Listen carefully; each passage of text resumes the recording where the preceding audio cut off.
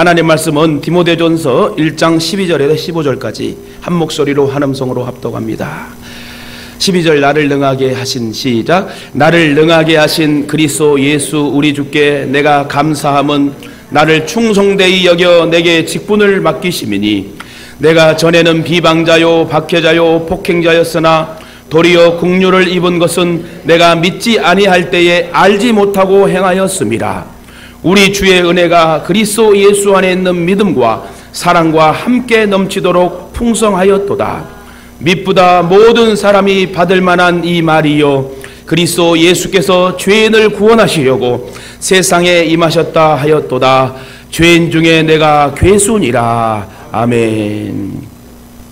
우리 함께 따라합시다. 달라져야 복을 받습니다. 예, 우리의 신앙이 달라지고 심령이 달라지고 이성의 생각과 모든 부분이 달라져야 우린 복을 받을 줄 믿습니다.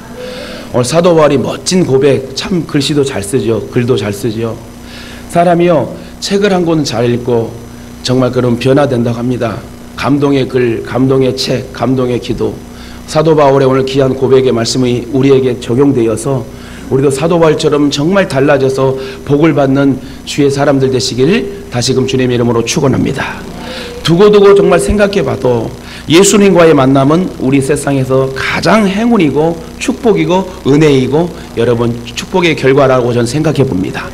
우리 예동의 성도들의 만남도 축복이고 여러분 감사할 일들이지요. 그러나 우리가 모든 만남의 축복과 지연과 관계 속에서도 가장 중요한 것은 내가 하나님을 만나고 그 독생자 예수 그리스도의 십자가 물과 피를 쏟으심으로 그 보혈의 피를 만남으로 내 안에 주님의 피가 흐르고 있다는 것, 이것이 얼마나 감사한지 모릅니다. 그래서 저와 여러분은 몸속에 마음속에 주님의 피가 흐르고 있으니 우리는 주님의 자녀임을 확신합니다. 예수를 알고 난 후 변화된 사람이 너무너무 많습니다. 성경의 인물도 그렇고 역대 지락의 인물들 위인들도 하나님을 만나고 나서 말씀을 통해서 변화된 사람들이 너무너무 많다는 거예요. 특히 오늘 고백한 바울 사도가 그렇게 변화되었습니다. 달라졌습니다. 바울은 예수 그리스도를 알고 나서 완전히 180도 바뀌게 되지요. 즉 가던 길을 완전히 되돌아 유턴한 사람이 여러분 사도 바울입니다. 변해도 이렇게 변하기가 참 어려웠고 많은 신학자들이 제일 존경하는 인물이 사도 바울이라고 얘기해요. 변한 후에 바울이 본문에 이렇게 간증합니다. 나는 전에는 비방자요 해방자요 핍박자요 살인자요 죄인 중에 괴순이라. 이 말이 뭔 말입니까? 나는 전에 깡패였다는 거예요. 전에 건달이었다는 거예요. 전에 직접적 간접적 살인자였다는 거예요. 누가요? 바울 사도가요. 그런데 뭐라고 합니까? 몰라서 그랬다는 거예요. 복음에 대해서 모르고 예수님의 십자가 사랑에 대해 몰랐기 때문에 나는 이것이 맞는 줄 알고 나는 이스라엘 백성들을 핍박했다. 교인들을 핍박했다는 거예요. 나는 전에 그리스도인들을 잡아 죽이는데 앞장섰고 박해자였고 핍박자였고 쉽게 말하자면 나는 깡패였고 살인자였다. 본인이 얼마나 자기를 낮추고 고백합니까? 이렇게 회개해도 철저히 회개하는 바울의 고백이 우리에게 감동이 되지 않습니까?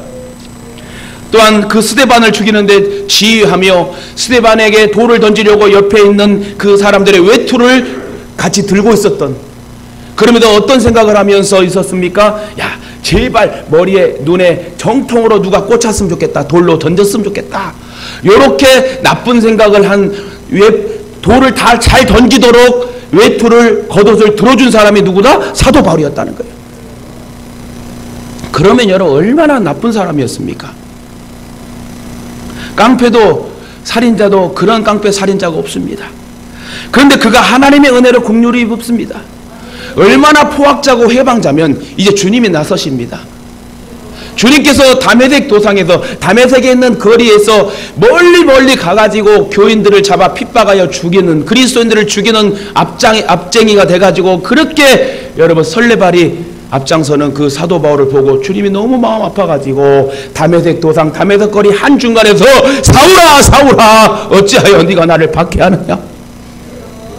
그러면서 그는 꼬꾸라지고 눈이 보이지 않아 3일 동안 식음을 전폐하며 아나니아 선지자를 통하여 복음에 대해서 소개받습니다. 그리고 나서 철저히 회개하고 아라비아에 건너가 3년 동안 신학을 공부합니다. 그리고 제대로 된 구원의 말씀을 배우고 죽는 그날 순교당하는 그날까지 그는 복음을 전하다가 나는 정말 제대로 이 길을 걸었다, 후회 없는 길을 걸었다 하고 멋지게 고백하고 천국 가는 바울이 우리의 신앙이 되어야 될 줄 믿습니다. 제가 바울 순교당하는, 목이 잘려 순교당하는 세분 순교를 갔다 왔으니까 이렇게 자신 있게 말할 수 있는 거예요. 할렐루야. 나는 죄인 중에 괴수라. 이 말이 뭡니까? 나는 죄인 중에 가장 큰 죄인이라는 거예요. 여러분, 저와 여러분은 죄 안 짓고 삽니까? 죄 많이 짓고 삽니다. 말로 짓고 생각으로 짓고 행동으로 짓고. 지금까지 과거를 볼 때 내 인생이 얼마나 죄악의 삶이었습니까? 그러나 하나님의 은혜로 십자가의 보혈의 피로 말미암아 나에게 회개의 기회를 주시고 회개의 영을 부어주셔서 다시 은혜를 찬양할 수 있고 그 은혜를 보답할 수 있는 기회를 하나님께 주셨다는 것은 얼마나 감사할 일입니까? 그래서 우리 남은 여생은 정말 하나님 앞에 감사하며 찬양하며 예배하며 살아야 돼요. 극적인 은혜로 우리는 하나님의 은혜로 구원받았습니다. 하나님으로부터 이렇게 은혜를 입으면 사람이 이렇게 달라지고 변화가 되는 거예요. 김익두 목사님 일화를 잠깐 소개합니다. 이분은 예수님을 만난 뒤 크게 달라져 사람들에게 전도를 많이 했습니다. 그전에는 아주 내 주먹을 믿으라고 지나가는 사람 쳐다보게만, 너 왜 쳐다봐? 펑펑 이렇게 깡패짓 하면서 장사하는 사람 여러분 돈을 뜯었던 그런 깡패적인 삶을 살았던 사람이 예수를 만나고 목사님 되고 나서 완전히 바뀌게 되죠. 그때마다 사람들은 뭘 보여줘야지 내가 예수를 믿지 하고 조롱했다고 합니다. 그때마다 김익두 목사님은 나를 보고 믿으라, 내가 변화되고 달라진 모습을 보고 믿으라 하면서 복음을 전했다는 거예요.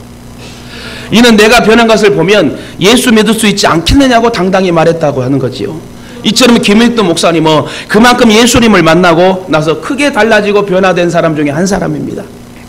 한 번은 부흥회를 하기 위하여 기차를 타고 부흥회를 향하여 달려갑니다. 그때 옆자리에 노인 한 분이 앉아서 담배를 피우는데 자기를 향해 연기를 품습니다. 담배를 하고 김익두 목사님이 여기 옆에 있는데 그래서 김익두 목사님이 옆자리로 다른 옆자리로 갔는데 따라와서 얼마나 열받겠어요. 저 같아도 이런 그래갖고 너무 그냥 못 참을 것 같아가지고 김익두 목사님이 그 노인을 이렇게 밀쳤다고 그래요. 그렇게 밀쳤는데 그 노인이 떨어지면서 담배대가 이렇게 부러졌다고 그래요. 그러면서 하는 말이, 그 노인이 갑자기 정색을 하면서 그러면 그렇지 김익두가 별수가 있어? 하면서 얘기를 했답니다. 깜짝 놀라서 이 김익두 목사님이 나를 아느냐고 물었더만 언젠가 자네에게 마저 죽을 뻔했던 사람인데 듣자니까 김익두가 변했다 해서 일부러 정말 변했나 시험하러 왔다는 거예요. 참 그 사람도 할 일 없어. 같이 부흥회를 가갖고 은혜를 받으면 더 좋을 것만. 같이 기차를 왜 타가지고. 그러니 얼마나 김익두 목사님 놀랬겠습니까? 자기는 변한 줄 알고 달라진 모습으로 이렇게 끝까지 참고 인내를 해야 되는데 그 노인을 밀치고 노인의 담뱃대가 부러지면서 그 노인네가 김익두 목사가 별 수 있어 하는 말을 들을 때에 예수 그리스도의 영광이 확 그냥 낮아지는 걸 보고 깜짝 놀라서 물어봤대요. 그래서 잘못했으니 나를 용서하라고 그렇게 부탁을 했답니다. 그러다 노인은 그만하면 됐네. 예전 같았으면 내가 오늘 자네에게 맞아 죽었을 것인데 그래도 많이 변화되었구만. 참 엄청난 변화죠. 이것이 은혜를 받은 결과예요. 그러므로 저와 여러분도 달라져야 복을 받을 수 있어요. 달라져야 하나님의 말씀을 통하여 우리가 변화되고 우리가 승전고를 울릴 수 있는 것입니다. 크게 달라지고 변화되시길 주님의 이름으로 축원합니다. 본론으로 들어가 복을 받으려면 무엇이 달라져야 될 거예요? 그러면 여러분 자기 자신을 보는 눈이 달라져야 돼. 여러분 자신을 존중하고 사랑하세요. 여러분 얼마짜리예요? 돈으로 여러분 값어치로 따질 수 없는 정말 극상품의 그 포도나무의 걸작품 하나님의 작품들이니 여러분 정말 여러분을 사랑하고 존중하세요. 이 사랑하고 존중하란 말은 자기만 먹고 배부르고 이런 얘기가 아니고 이기적으로 살아가는 것이 아니에요. 자기를 존중하고 사랑해야 돼요. 내 값어치를 인정하고 내가 잘되어 하나님 앞에 영광을 돌리며 한 영혼이라도 전도할 수 있는 인생을 살기 원합니다 하며 내 영혼이 건강하고 내 몸이 건강하고 풀리고 뚫리고 열려야 다른 사람도 돌아볼 수 있는 복음을 전할 수 있는 사람이 되지 않겠습니까? 내가 나를 보는 눈이 뜨이면, 내가 나를 보는 모습이 달라지면 내가 갑자기 날씬해 보이고 예뻐 보이는 게 아니에요. 오늘 목양실에서 이 설교를 또 점검하면서 조그만한 여러분 거울 있잖아요. 그래서 저를 한참 들여봤어요. 한 38초를 들여봤어. 그랬더만 어떻게 했을까요? 제 마음이 많이 늙었구나. 그러면서 기도를, 하나님 늙지 않게 해주시라고. 그래서 좀 불쌍한, 피부가 좀 불쌍해졌어요. 그래서 한참을 보고 거울을 보면서 왜 이렇게 불쌍하지? 그런 생각이 들더라고요. 그래서 저와 여러분도 나를 불쌍히 여기고 나를 존중히 여기는 마음이 있어야 될 것 같아요. 그렇죠? 오늘 내가 하나님 앞에 예배자로서, 하나님 말씀을 듣는 자로서 나를 존중하고 나를 사랑하고 나를 여러분 아낄 수 있는 그런 사람이 돼야 다른 사람도 보듬어줄 수 있을 거 아닙니까? 그죠? 그래서 나는 똑같은 나이지만 내가 은혜를 잊고 보면 나의 삶, 나의 존재, 나의 인생을 소중히 깨닫고 소중히 존중을 해줘야 된다. 그래서 하나님 앞에 나는 소중한 존재로, 소중한 가치를 지닌 사람으로 나를 하나님께 드릴 수 있는 헌신의 사람이 되어야 될 줄 믿습니다. 나는 아무것도 아닌 게 아니라 하나님의 걸작품이에요. 할렐루야. 사람이 자신을 소중한 사람으로 인정하고 살아가는 태도가 참 중요합니다. 여러분 위해서 여러분 커피도 한 잔씩 마시고, 여러분 위해서 좋은 것도 드시고, 여러분 좋은 것을 또 보고, 이렇게 좀 여러분을 가꾸고 살아가세요. 오늘날 많은 사람들이 자신의 값을 모르고 살아갑니다. 의미도 가치도 모르고 살아가지요. 참 불행한 일입니다. 그러니까 자신을 볼 때 한탄스럽고 불행하게 보이고 나는 왜 태어났는가 하는 비관하는 마음도 들게 되는 거예요. 세계 여러 나라의 흑인들이 살아가는 모습을 보게 됩니다. 황인종, 백인종, 흑인종. 여러분 하나 물어볼게요. 이거는 뭐 인종 뭐 이렇게 차별하고 그런 차원에서 물어보는 게 아니라 가볍게 여러분에게 질문합니다. 여러분이 흑인이 됐으면 좋겠어요? 이렇게 황인종이 됐으면 좋겠어요? 그죠? 이렇게 피부가 약간 누러지만 아예 하얗지도 않고 아예 흑도 아니고 중간이 참 좋은 것 같아요. 그죠? 저는 황인종이 제일 좋아요. 제가 황인종이니까. 근데 여러분 백인 우월주의라고, 백인들은 못된 백인들이 있겠죠. 착한 백인들도 있지만 예전에 흑인들을 노예로 삼을 때에 이 백인들은 이 흑인들을 인간으로 취급하지 않았습니다. 그래서 한참 노예가 여러분 노예 무역을 하면서 그 큰 배에다가 아주 그냥 딱 누울 수밖에 없는, 많이 실어가지고 이득을 얻기 위해서 한때는 한참 노예를 무역을 했는데요. 사람을 무역했어요. 동물도 아니고 물건도 아니고. 그러면서 큰 배에다가 얼마나 많이, 예를 300명 정원인데 500명을 태우고 가는데 어떻게 태우고 갔느냐. 안전히 사람을 밧줄에 묶어가지고 누워가지고 48시간을 여러분 이틀 3일을 이제 태평양을 건너서 노예를 사가지고 오게 됩니다. 그러면요 노예가 밥도 못 먹고요 그대로 누워서, 여러분 솔직히 침대나 바닥에서 하루 종일 이렇게 똑바로 누워 있을 수 있겠어요? 허리 아파 못 잡니다. 근데 48시간 3일 4일을 그렇게 누워서 밥도 못 먹고 거기서 여러분 화장실도 못 가니 얼마나 힘들었겠어요 노예들이. 그게 여러분 역사에 기록됐습니다. 그렇게 해서 이 나쁜 백인들이 이 흑인들을 노예로 삼아서 노예를 팔고 사고 하면서 얼마나 비참한 인생을 살게 됩니까? 그런데 세계 여러 나라에 흑인들이 살아가는 모습을 보게 되는데 그들의 모습을 보게 되면 참 불쌍합니다.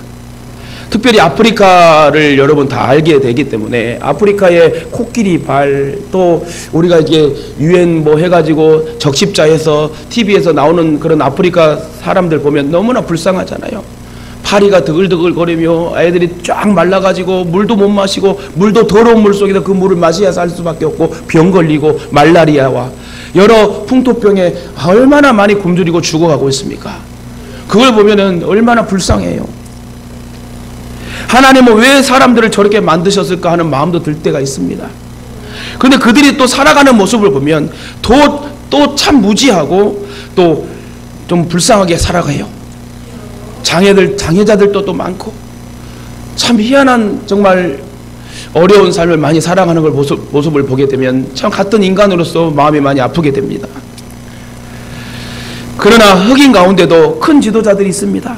예를 들면 마틴 루터킹 목사님이나 말콤 X 같은 훌륭한 참 지도자들이 있는데, 마틴 루터킹 목사님은 흑인 민권 운동가로 존중받는 흑인 지도자였고, 그리고 말콤 X는 베스트셀러 작가입니다. 이분은 젊어서 인생을 참 많이 비관했대요. 왜 비관했냐면, 왜 내 피부는 이렇게 까마냐? 거울에 비친 자신의 검은 피부를 보며 자신을 자책하고 혐오했대요. 그래서 세탁 세제로 자신의 검은 피부를 하루 종일 닦아냈대요. 피가 나도록 닦아냈대요. 너무 검은 피부가 싫어가지고, 왜 나는 이렇게 태어났고 나는 왜 이런 민족으로 태어났는가 비관하며 자기의 피부를 긁으면서 세제로 닦으면서 피가 나도록 해도 그 검은 피부는 없어지지 않았다는 거예요. 그렇다고 여러분 검은 피부가 희어집니까? 그래서 그는 할 수 없이 마음을 움츠리고 비관하면서 집안에 들어앉아 우울증에 빠졌다고 그래요. 그러던 어느 날 그는 하나님의 은혜를 입게 됩니다. 그러고 나서 자신을 보니 달라지게 됐어요. 그 뜨인 눈으로, 달라진 눈으로 그는 자신에게 무한한 값이 부여되었고 소중한 하나님의 의미를 담고 살아가는 존재임을, 나는 하나님의 자녀란 것을 깨닫고 나니 검은 피부가 이유가 되지 않았다는 거예요. 그때 그가 고백한 말이 있습니다. 하나님이 내게 주셨으니 검은 피부도 아름답다. 세탁세제로 피가 날도록 그렇게 문질러도 그 피부가 하얘지지 않는 그 상황 속에 자책하고 우울증에 빠진 이 사람이 하나님의 은혜를 입고 보니 나에게 주신 것도 하나님의 은혜요, 이 검은 피부도 하나님의 은혜이고 아름답구나. 얼마나 깊이 있는 깨달음입니까? 그러고 나서 이분이 어깨에 두 날개를 단 것처럼 훨훨 날아 베스트셀러 작가가 되어 이 자기의 경험담을 쓰고 그 인생관을 쓰는 소설을 통해서 아주 많이 팔려가지고 많은 흑인들에게 도움을 주고 도전을 주는 베스트셀러 작가가 됐다는 거예요. 할렐루야. 이와 같이 하나님이 주신 은혜를 잊고 보면 자신의 여러분 눈이 달라지게 되고 보는 눈이 관점이 달라지게 됩니다. 사도 바울은 참 좋은 배경에 태어났습니다. 똑똑했고 공부도 잘했고요, 부자였고 부모 잘 만났어요. 로마의 시민권까지 갖고 있는 아주 손색이 없는 왕족 귀족 출신입니다. 좋은 대학에 공부했고 부잣집 아들이고 앞길이 훤히 보장된 사람입니다. 많은 사람들에게 존경받습니다. 그런 세상적인 좋은 조건을 다 갖춘 사람이었어요. 조건이 아주 완벽했습니다. 그런데 세상적인 조건은 어디까지나 상대적이지요. 어떤 사람에게는 그것이 소중하고 우월하게 하고 우상일지는 모르지만 또 어떤 사람에게는 그 조건들이 별로 대단하지 않을 수 있습니다. 이처럼 바울은 예수 그리스도를 알기 전에는 그 조건들을 대단히 자랑스러운 조건으로 알고 만족했었습니다. 그래서 그는 그 조건들을 자랑하기도 했습니다. 누가 조건을 자랑하면 그는 뒤질세라 보란듯이 나서서 자신에게 주어진 화려한 조건들이 있다고 자신 있게 자랑한 사람이 사도 바울이었어요. 나는 로마의 시민권자고 가말리아 문화의 최고의 율법의 선생에게 나는 배운 사람이야. 근데 그가 예수를 알고 난 후에는 그 좋아하고 자랑하던 조건들을 모두 배설물로 여겼다고 그는 확실히 고백합니다. 이 말은 미련 없이 버렸다는 거예요. 그러면 누굴 취했습니까? 고상한 예수 그리스도를 그 마음속에 취하게 됩니다. 바울이 예수를 알고 난 후에는 그 소중하게 여겼던 것들을 미련 없이 다 버리고 아주 배설물로 여겼다는 거예요. 예수를 만나고 은혜를 받고 난 후에는 세상의 그 모든 자랑거들이 아무것도 아니었습니다. 그보다 숨겨진 진정한 값을 알고 의미를 알고 가치를 알고 나니까 그런 것들은 별로 의미가 없다는 거예요. 그래서 바울은 그것들을 미련 없이 포기하고 전도자의 삶을 평생을 살아갑니다. 추워도 맞아도 굶주려도 그는 예수 그리스도의 받은 은혜를 생각하며 끝까지 죽으면 죽으리란 신앙을 가지고 그는 1차, 2차, 3차 전도행뿐만 아니라 로마에 가서 복음을 전하기에 바울 감옥에 갇혀 그 차디찬 감옥에서 갇힌 상황에서도 그 추운 바닥에서 편지를 쓰며 복음을 전하는 사역을 하다가 세분수교에서 목이 잘리는 순교를 당하고 죽게 됩니다. 그래서 여러분, 저와 여러분도 보는 눈이 달라져야 돼요. 어떠한 보는 눈이? 나를 보는 눈이. 나는 소중한 존재예요. 하나님이 사랑하시는 존재입니다. 하나님 나를 사랑하셔서 어떻게 쓰실지 모르는 복된 인생입니다. 그런 눈이 띄어져야 되고 그런 관점에 보는 눈이 달라져야 된다는 거예요. 그래야 나에게 주어진 값을 알고 나의 소중함을 느끼게 되고 나를 사랑하며 남도 사랑할 줄 아는 주의 사람이 될 줄 믿습니다. 남은 여생 정말 나를 사랑하며 나를 존중하며 나의 소중한 존재의 가치를 많은 이들에게 주의 말씀을 통해 전할 수 있는 퀄리티 있는 그리스도로 살아가시길 주님의 이름으로 축원합니다. 두 번째, 복을 받으려면 달라져야 되는데 무엇이 달라져야 됩니까? 세상의 환경을 보는 눈이 달라져야 돼요. 우리는 지금 말세의 마지막 때를 살고 있습니다. 앞에 조금만 가면은 막 소돔과 고모라 같은 술에 취해 휘청휘청거리고 나쁜 오만 가지 짓을 많이 하는 장소와 사람들이 많이 있죠. 가게에 오픈하는 사람들이 막 바뀌게 돼요. 보면은 처음에는 맥주집이었다가 소주집이었다가 막걸리집으로 바뀌고, 좀 그런 집들이 좀 회개하고 무너지고 교회가 세워지면 좋은데, 이제는 교회는 무너지고 교회를 했던 자리에 술집이 생기고 나이트장이 생기고 오락과 모든 폐륜을 저지르는 그런 가게가 많이 지금 생겨나고 있습니다. 예수를 만나서 깊은 체험을 하게 되면 이 세상에 대한 생각이나 느낌이 달라집니다. 전에는 이 세상이 정떨어지고 비관되고 사기와 거짓과 부패와 소란으로 가득 찬 소망 없는 세상으로 보였는데, 이렇게 변화하고 나면, 내가 달라지고 나면 이 세상이 망할 세상이 아니고 살만한 세상으로 바뀝니다. 하나님이 주신 은혜를 받게 되면 이 세상을 보는 관점과 눈이 달라져요.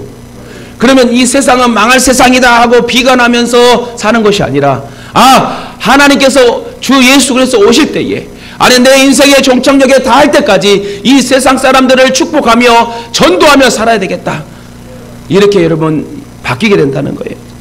그래서 밤은 밤대로, 낮은 낮대로, 시골은 시골대로, 도시는 도시대로 거기에 하나님의 손길이 있고 섭리가 있고 은혜가 있고 소망이 있게 되는 것입니다.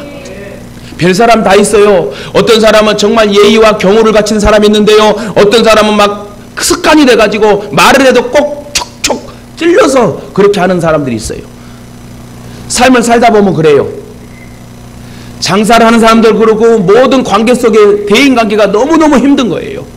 근데 어떤 사람은요, 진짜 여유가 있고 진짜 상대방을 배려하는 마음속에 제가 더 감사합니다, 제가 더 감사합니다. 어떤 사람은 아이고 뭐예요 이러면서, 여러분, 저와 여러분 어떤 인생이 돼야 되겠습니까? 솔직히 저는 이쪽 모란역 쪽에 가면 또 말씀드리지만 소돔과 고모라 같은 그런 엄청난 그런 막 젊은이들이 술에 휘청거리며 너무 안타까움에 있습니다. 거기 한 번씩 지나갈 때마다 저는 기도해요. 하나님, 이 젊은이들이 예수 그리스도를 만나게 해달라고. 여러분, 솔직히 똑같은 생각과 관점 속에서 이 세상을 보는 눈이, 예를 들어서 소돔과 고모라니까 아이고 쟤네들 하나님 망하게 해주세요, 그게 아니잖아요. 아이고 이제 대한민국이 소망이 없네, 이렇게 판단하고 생각할 것이 아니라 하나님 앞에 기도하며 저들도 구원의 은혜를 입게 하시고 저 젊은이들이 나라와 민족을 사랑하는 젊은이들이 되게 해달라고, 하나님을 알 수 있는 젊은이들이 되게 해달라고, 이렇게 기도하면 하나님이 그 기도 들으셔서 어떠한 사람을 여러분 은혜를 줄지 모르잖아요. 솔직히 여러분, 소돔과 고모라 같은 모란 땅도 여러분 많은 사람 100%가 다 예수 믿지는 못할 겁니다. 그러나 그 중에 한두 사람만 예수 잘 믿게 되면 우리의 기도를 들으시고 그 한 사람, 어떤 사람에게 곤고한 마음으로 터치해 주셔가지고 하나님은 그 영혼을 쓰신다면은 다윗의 3인의 용사처럼, 요셉, 바세벳, 삼마, 엘리야살처럼 800대 1로 이기는 주의 복음을 전하는 그런 용사들이 나오게 될 줄 믿습니다. 그래서 어떠한 상황, 장소에 가도 이 세상을 볼 때에 비관의 낙관으로 보지 마시고 하나님 이들에게 복을 주시고 이들도 구원받게 해주세요. 우리와 같이 구원받고 찬양하고 예배하는 사람들이 되게 해주세요. 이렇게 기도하며 나아갈 때 하나님이 그 기도를 받으실 줄 믿습니다. 사람이 은혜를 입고 나면 달라지게 됩니다. 그래서 나오는 찬양이 있어요. 내 영혼에 은총 입어 중한 죄짐 벗고 보니 슬픔 많은 이 세상도 천국으로 화도다. 할렐루야. 슬픔 많은 이 세상도 천국의 삶으로 보인다 이거. 내가 죄를 회개하고 주님 앞에 바르게 서 보니 이 슬픔 많은 소망 없는 이 세상도 내가 보니, 내가 은혜를 먼저 받고 보니 내가 달라지게 되니 이 세상도 천국 같은 삶이다, 천국 같은 모습이라고 이렇게 간증합니다. 이 찬송은 버틀러라는 사람이 예수를 알고 은혜를 받고 나서 변화된 마음으로 작사한 고백의 시입니다. 얼마나 소망적인 눈으로 관점으로 바뀌었습니까? 세상에는 불의와 부정, 실망스러운 일들이 많습니다. 어디를 보아도 소망적인 부분은 보이질 않습니다. 그런데 은혜를 잊고 나면 평소에 보이지 않는 깊은 부분들과 희망적인 부분들을 보게 되는 거예요. 은혜를 잊고 보면 평소에 안 보이던 곳이 크게 확대되어 보이고 나타나 보이는 것입니다. 그래서 전에는 침침하고 어둡게 느껴졌던 세상이 밝고 환하게 보이는 거예요. 소망적이고 한번 살아볼 만한 세상이다라고 우리가 여러분 느끼게 될 줄 믿습니다. 다시 말해 여러분, 우크라이나 러시아 전쟁 속에 우리는 있지 않습니다. 전쟁 속에 지금 있지 않습니다. 그것만 해도 얼마나 감사할 일이에요. 지금 우크라이나 러시아 전쟁 때문에 그 백성들, 양국의 백성들이 얼마나 힘들게 살고 있습니까? 전 세계 사람들이 영향을 받아서 물가가 오르고 기름이 오르고. 그러나 여러분, 이렇게 하나님 앞에 자유대로 예배하고 찬양하고 말씀 들을 수 있다는 것은 저는 큰 복이라 생각합니다. 은혜를 잊고 보면 세상은 그냥 있는데 내 마음이 변하기 때문에, 내 마음이 달라지기 때문에 이 세상이 아름답게 보이는 거예요. 문제는 내가 은혜를 입어야 돼요. 내가 은혜를 받고 변화돼야 되고 달라져야 된다는 거예요. 따라합시다. 내가 달라지겠습니다. 은혜 받겠습니다. 변화되겠습니다. 내가 문제예요. 내가 바뀌면 되는 거예요. 내가 져주고 내가 섬겨주고 내가 좀 퍼주고 여러분 다시 돌아오고 나에게 사랑이 다 돌아오는 거예요. 아브라함이 다 퍼줬잖아요. 퍼줬는데 손해봤습니까? 더 많은 것으로 여러분 역사가 돌아옵니다. 다른 사람이 자기에게 미워해도 그 사람을 축복하니까 다시 축복이 자기에게 돌아온 걸 알기 때문에 아브라함은 절대 저주하지 않고 자기를 미워한 사람에게도 복의 복을 빌었대요. 그러니 그 복이 다시 돌아왔다는 거예요. 그래야 이 세상에 슬픔 많은 이 세상도 천국으로 보이는 것처럼 내가 달라지고 변화돼야, 은혜를 입어야 여러분 복을 받는다는 사실을 기억하시길 바랍니다. 세 번째, 복을 받으려면 무엇이 달라져야 될까요? 우리가 은혜를 받고 여러분 사람을 보는 눈이 달라져야 돼. 여러분 사람 상대가 제일 힘듭니다. 그죠? 상담이 제일 또 힘들고 관계성이 제일 힘들게 됩니다. 그렇게 친해졌다가 하루아침에 여러분 완전히 헤어지는 사람들도 있고, 그렇게 믿고 그렇게 신뢰하고 그렇게 가족처럼 지냈던 사람도 하루아침에 마음이 변하여서 그런 일들이 얼마나 많이 있습니까? 사람은 날마다 만나고 교제하고 친교하며 살아갑니다. 그런데 사람들이 모두 좋게 보이는 건 아닙니다. 살다 보면 좋은 사람도 있지만 보기 싫은 사람도 있어요. 사람 중에는 아주 생각하기도 싫은 사람도 있어요. 그래도 그런 사람을 표현할 때 아이고 저 꼴 보기도 싫어 그냥. 에? 여러분 호인이 되시길 바랍니다. 어느 가게에 가서 물건을 사는데요, 아주 그냥 돈이 좀 있다는 그런 가게 주인들이에요. 건물 한 두세 개 있고. 근데 돈이 있다고 그런 것을 모르지만은 거기 가면은 그냥 좀 더 겸손하게 손님이니까 더 자기 물건을 팔아주러 왔으니, 사러 왔으니 얼마나 감사해요. 그러면 부드럽게 얘기하고 부드럽게 계산하고 그래야 되는데, 물건을 한번 가져갔다 잘못 또 교환한다 해서 그거 가지고 막 핀잔을 주고 막 이런 사람들도 있어요. 그럼 그 가게를 가고 싶겠습니까? 여러분, 저와 여러분은요 항상 동일하게 한결같이 하나님의 은혜를 가지고 사랑하는 마음을 가지고 사람을 상대해야 된다는 거예요. 제가 우리 애들한테도 그래요. 청년들한테도 인사 잘해라. 인사 잘하면 손해볼 거 없다는 거예요. 인사 잘해야 경우가 바른 사람이고 제대로 된 사람이에요. 할렐루야. 그런데 여러분, 은혜를 입고 보면 평소 가까이 하지 않던 사람도 예쁘게 보입니다. 우리 혹시 옆에 분 봐, 예쁘게 보입니까? 잘생기게 보입니까? 그러면 여러분 은혜를 받았어. 근데 같이 앉아있다가 이게 탁 떨어지고 이러면 이제 문제가 있어. 봤을 때 오늘 이뻐 보이고 머리만 감았는데 머리 미장원에 갔다 온 것처럼 항상 이뻐 보이고 축복의 마음을 가지고 저도 좀 이뻐 보입니까? 여러분 은혜 받았습니다. 여러분도 전라도 말로 겁나게 이뻐 보이고 잘생겨 보입니다. 그래서 전에는 무관심했던 사람이었는데 내가 은혜를 입고 보니까 그 사람도 하나님이 사랑하시는 사람으로 보이게 되고, 그래서 기도가 나와요. 어떤 기도? 하나님 저 영혼도 구원받게 해주시라.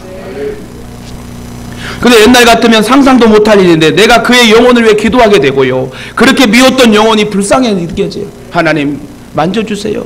하나님 그 마음에 터치해 주세요. 얼마나 큰 변화입니까? 이러한 변화가 일어날 수 있는 것은 내가 은혜를 먼저 받아야 돼요. 이러한 일이 내 마음대로 될 수 있는 일이 아닙니다. 내 마음으로 흉내도 낼 수 없는 마음입니다. 그래서 우리를 은혜를 받아야 된다는 거예요. 예배를 통하여 말씀을 통하여 은혜를 받아야 돼요. 특별히 찬송을 할 때 눈물이 먼저 쏟아져 나야 돼요. 어저께 제가 느낀 게 있어요. 송구영신 예배 드릴 때 어떤 부부인데 여자 집사님이 눈물을 흘리면서 이제 예배를 드린 것 같아요. 보니까 자기 남편이 아픈 것을 같이 성도들과 함께 기도하고 이랬더만 그 마음이 남편 불쌍하게 여기는 마음을 은혜를 입고 나니까 하나님 눈물을 주신 것 같아요. 그래서 제가 그 모습을 보고 어떤 마음을 가졌을까요? 하나님 꼭 치료해 주세요. 이게 하나님 은혜 아닙니까? 여러분, 남편이 아내가 남편을, 부모가 자식을, 자식이 부모를, 성도가 성도를, 성도가 목사를, 목사가 성도를, 모든 친척과 친구, 지인들에게 사랑하는 마음을 가지고 축복의 기도를 할 때 여러분, 하나님이 그 영혼들을 만져주시는 거예요. 우리가 기도할 때 하나님이 일하고 계심을 여러분 잊지 마세요. 순간순간 이동하면서 짧게 기도할지라도 하나님 우리의 기도를 들으시고 들는 대로 행하시는 하나님이니 여러분, 사랑하는 영혼, 사랑하는 마음을 가지고 그 영혼들을 품을 수 있는 기도자가 되시길 주님의 이름으로 축원합니다. 우리가 주님 안에서 이 은혜를 입게 되면 먼저 상대방을 보는 눈이 달라져요. 상대방의 값을 알게 되고 상대방의 존재를 알게 되고 상대방의 의미를 깨닫게 됩니다. 이처럼 상대방을 보는 눈이 달라져야 되고 이 눈이 뜨여야 관계가 좋아집니다. 특히 내가 은혜를 입어야 상대를 보고 상대를 생각하는 눈이 뜨이게 되어 여러분 관계가 좋아지게 된다는 거지요. 이 세상이 왜 이렇게 소란한지 아십니까? 상대를 보는 눈이 여러분 감겨져 있어요. 상대방의 존재의 가치를 몰라요. 갈등이 있는 집안 관계, 그런 이웃들을 좀 보시기 바랍니다. 모두 여러분 이 보는 눈이 달라지지 않아서 그래요. 자기만 보려고 그래. 상대방을 보지 못해요. 그러니까 관계가 껄끄러운 거예요. 친구가 없습니다.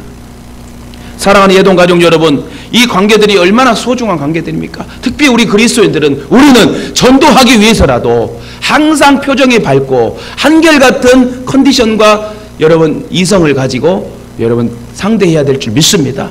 어느 날은 완전히 울상이고 어느 날은 화가 난 상이고 어떨 때는 막 웃고 이러지 마세요. 항상 한결같이 우리가 하나님의 은혜를 품을 수 있는, 하나님의 귀한 이미지를 품을 수 있는 그런 그리스도인으로 살아갈 때 성령 하나님께서 우리를 주관하여 줄 줄 믿습니다. 은혜를 입어야 비로소 상대방을 보는 관점이 달라진다. 이와 같이 우리 모두가 은혜 받으시길 주님의 이름으로 축원합니다. 마지막으로 우리가 복을 받으려면 뭐가 달라져야 되냐? 비전을 꿈꾸는 눈이 달라져야 된다는 거야. 오늘 진짜 오랜만에 비전 부흥 찬양 제가 목양실에 같이 따라 불렀는데요. 예전에 제가 전도사할 때 한 20몇 년 전이죠. 25년 전이죠.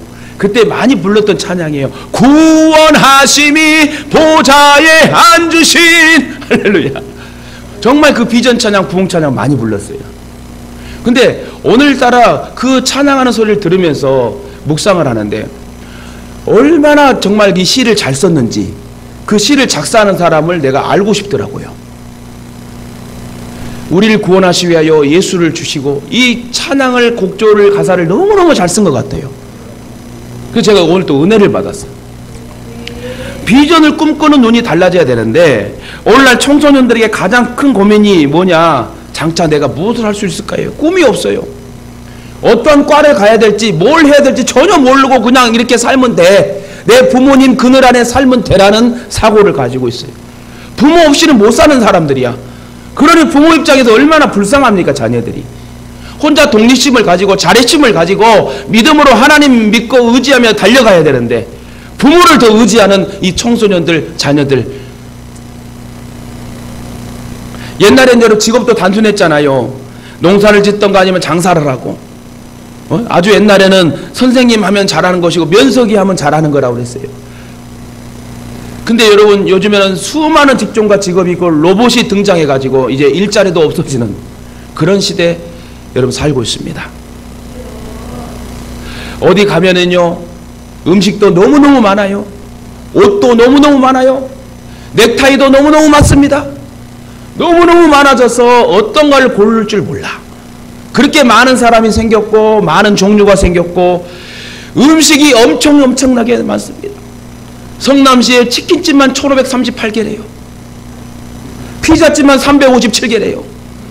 와, 이런 경쟁 속에서 살아남으려고 문 닫고 다시 하고 얼마나 힘들게 어렵게 세상 사람 살고 우리도 살아가고 있습니까? 여러분 너무너무 힘든 세상이에요. 그러나 우리가 꿈을 갖게 되면 비전을 꾸는 그 눈이 달라지면 꿈을 꾸는 그 눈이 달라지게 되면 우리는 넉넉히 이길 수 있는 삶을 살게 될 줄 믿습니다.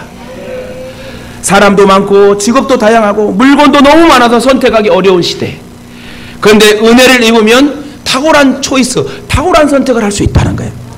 만남도 여러분 아무나 만나는 것이 아니라 하나님이 짝 지어준 만남의 관계를 형성해서 하나님의 영광을 드러낼 수 있는 축복의 만남을 여러분 하나님 허용하신다는 것입니다.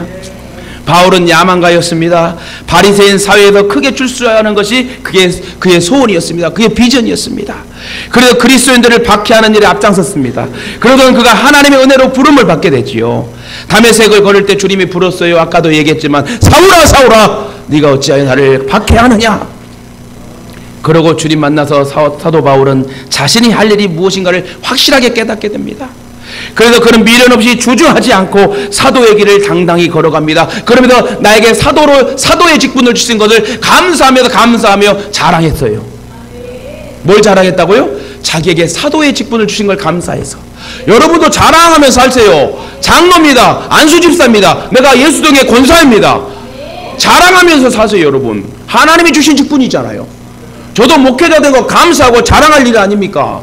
나 같은 자가 목회자 됐다는 자체가 하나님의 살아계심이고 이런 자도 하나님 앞에 쓰임받는다는 것이 하나님의 은혜임을 저는 고백합니다. 여러분 사도의 길을 걸으며 한 번도 회의에 빠지거나 갈등을 느끼지 않고 누구보다 행복하게 확신 있게 사도 바울은 사도의 길을 걷고 순교의 길을 선택합니다. 그리고 인생 마지막에 가서 그는 이렇게 회고했습니다. 나는 선한 싸움을 다 싸우고 달려갈 길을 다 가고 믿음을 지켰다. 이 말이 뭔 말입니까? 나는 주님이 이 허락하신 인생의 길을 만족하게 걸었다. 그렇게 여러분 걷고 나서 하나님이 부르시면 우리가 천국으로 인도되지 않겠습니까? 말씀 맺겠습니다. 우리를 또 마지막에 가서 나는 이 길을 만족하게 걸었다. 후회함이 없이 걸었다. 이렇게 여러분 고백할 수 있는 사람이 되시길 바랍니다. 우리는 모두 주님의 은혜로 부름받아 달라진 인생을 지금 살고 있습니다. 예수를 나의 구주 삼고 성령과 피로 거듭난 저와 여러분은 이제 예수를 안 사람들이에요. 예수를 알면서 예수를 모르는 삶을 살지 마시고 예수를 알면 그 예수를 당당히 전할 수 있는 장로로 목사로 권사로 안수집사로 성도로 살아가시길 주님의 이름으로 축원합니다. 이제는 옛사람으로 살지 마시고 새사람으로 살세요. 행복하게 사세요. 하나님이 일하십니다. 하나님이 함께 하십니다. 하나님이 책임져 주십니다. 하나님이 동행해 주십니다. 제가 우리 친구들 문자가 왔어요. 카톡에 새해 복 많이 받으시고 건강하라고. 제가 다른 문자 안 했어요. 바빠도 잘 하지 않지만 목양실에다 문자 하나 딱 보냈어요. 우리 친구들 축복하고 사랑합니다. 존댓말로. 우리 이름이 100년 동행이거든요. 100년 동안 동행하다 천국 갑시다. 근데 아무도 답을 안 달아. 이따 달겠지. 여러분 무슨 의미죠? 우리가 진짜 보는 눈이 달라져서 세상 보는 눈, 나를 보는 눈, 사람을 보는 눈, 또 꿈을 꾸는 눈이 달라져서 진짜 우리 남은 여생은 행복하게 퀄리티 있게 삽시다. 이제 가난과 질병은 다 떠났다고 그랬어요. 이제 여러분 가난과 질병을 떠나게 해주세요 기도하지 마세요. 이제 하나님 나에게 복을 주세요. 환난을 명쾌하시고 지경을 넓혀주세요. 이렇게 야베스의 기도처럼 우리가 10년을 이렇게 기도하다 보면 10년의 보상의 열매를 확실히 맺게 하시고 하나님 영광 받으실 줄 믿습니다. 오늘 23년도 새해 첫 주일입니다. 오늘 이 귀한 말씀에 아멘으로 화답하는 저와 여러분에게 벌써 복이 임한 줄 믿고 여러분 하나님 우리에게 놀란 축복의 은혜와 은총으로 함께 하실 줄 믿고 우리 모두가 주님의 은혜로 달라지고 변화되시길, 그래서 복을 받고 간증할 수 있는 성령의 기름 부음 받는 축복의 성도들의 삶을 사시길 주님의 이름으로 축원합니다. 축원합니다. 축원합니다.